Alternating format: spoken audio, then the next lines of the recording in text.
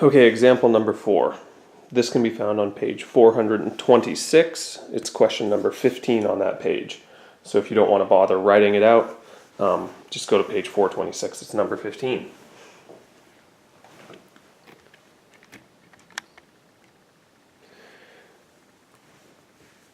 Sam scored 80% on part A of a math test and 92% on part B of the test. His total grade was 63 out of 75. How many marks is each part worth? So we have a math test here. It's split into two parts, part A and part B. Part A is worth a certain amount of marks and part B is worth a certain amount of marks. Together, the total marks is 75. We know that he scored 80% on the first part. He scored 92% on the second part. And that 80% plus that 92%, yielded him a total grade of 63 out of 75. So once again, let X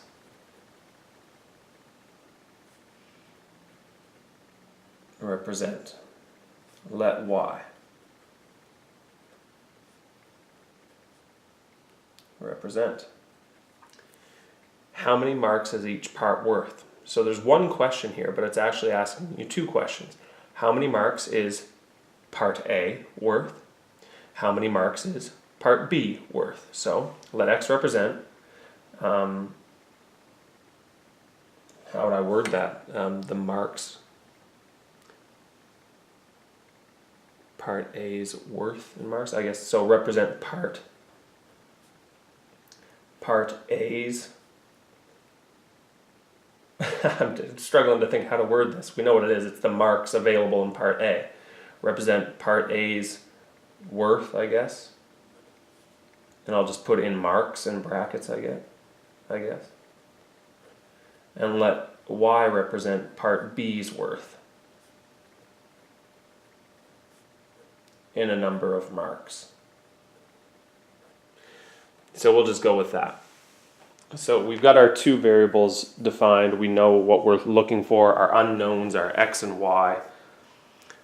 So now we've got to come up with some equations now. Fortunately for us, we know that one of the simple ones is this. We know that if the test is split into two pieces and the total test is worth 75 marks, we know that the marks in part A plus the marks in part B must be 75. Once again, don't just watch this video. Pause it after I write the question, then go try it on your own. So we know that the marks in part A plus the marks in part B, they must equal the total available marks, 75. So now we have to deal with all this other information. We know that if you took 80% of the available marks in part A and 92% of the available marks in part B, that would yield you a total grade of 63 out of the 75 marks. So there's our second equation. 80% X plus 92% Y, or 80% on part A plus 92% on part B, gives you 63 total marks. So here are our two equations. Now we want to get them into some sort of way that we can deal with, we can use elimination.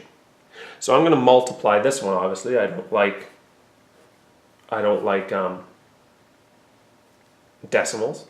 So I would multiply by 10, but I recognize over here if I multiply by 10, it's only going to give me 9.2. So I'm actually going to multiply by 100 to get that completely out of here. 80x plus 92y equals 6,300. And up here,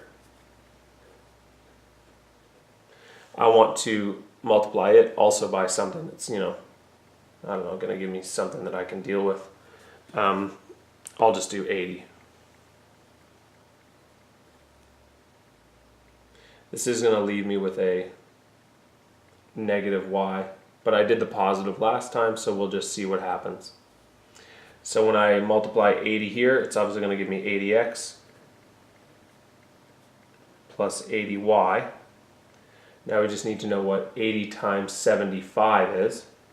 6,000 on the dot. So here are my two equations with which I can use elimination. So let's do so now. These obviously form a zero pair. 80 minus 92 is negative 12y. And this is going to be negative 300. 6,000 minus 6,300. 300. Divide each side by 12. Oh, sorry, negative 12. Now we just need to know what is 300 divided by negative 12. It's going to be 25. Negative divided by negative gives you a positive. Y equals 25. That of course makes sense because Y represents the marks that part B is worth. So if you had a negative number here, that just wouldn't make any logical sense. How many of you have ever written a test where one of the sections is worth negative value? So always be paying attention, obviously, common sense. If this represents the worth of part B, it would not be a negative. Now we get to do the easy part. We come back to this original equation, x plus y equals 75. X plus y equals 75. Now we plug in our y. X plus 25 equals 75. Subtract 25 from each side. Subtract 25 here, subtract 25 here, they cancel out. And you're left with x equals 50. So your final answer is that x equals 50 and y equals 25. How many marks was each part worth? Well, x was worth 50 marks. The first part A was worth 50 marks and part B was worth 25 marks.